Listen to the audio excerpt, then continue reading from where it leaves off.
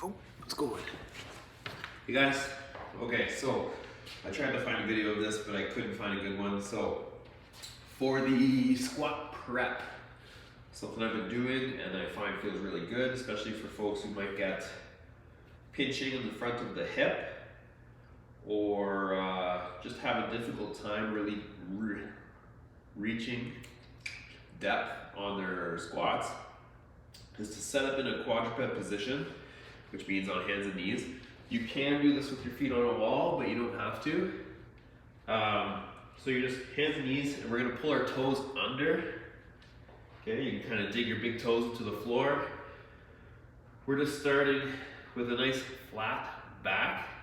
So more or less what we're gonna be doing, we want our knees about a width as though we're in a squat. Same thing with our feet, right? So they're not together and they're not way out.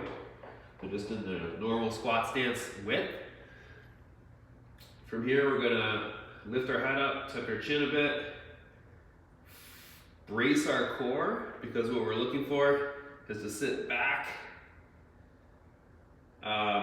More or less, if I was on the ground, if you looked at the side, I'd be in a below parallel squat, right? So from here, we're just kind of pressing into it, maintaining that braced feeling in the core.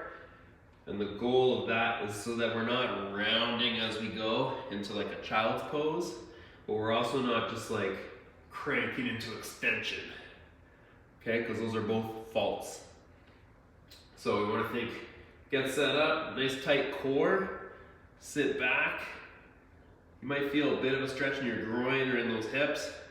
If that's easy enough, walk those hands a little bit forward and then press back again. So we're always looking for that braced core, driving back into the hips. And you can come on and off of it. You know, you can try to get all the way down so your forearms are flat on the floor, so long as you're not arching through the low back. Cool?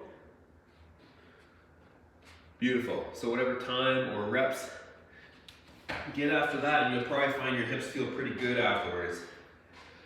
The next piece to this one, and just not a bad practice to do in general, is to then do some squat therapy on the wall.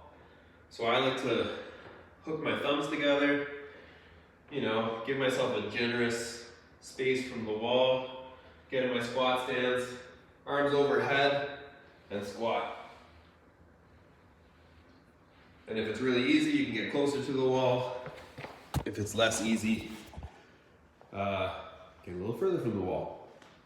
But all the mechanics of a good squat should be there. So we should see the feet stay flat. So you shouldn't be rocking way back on your heels.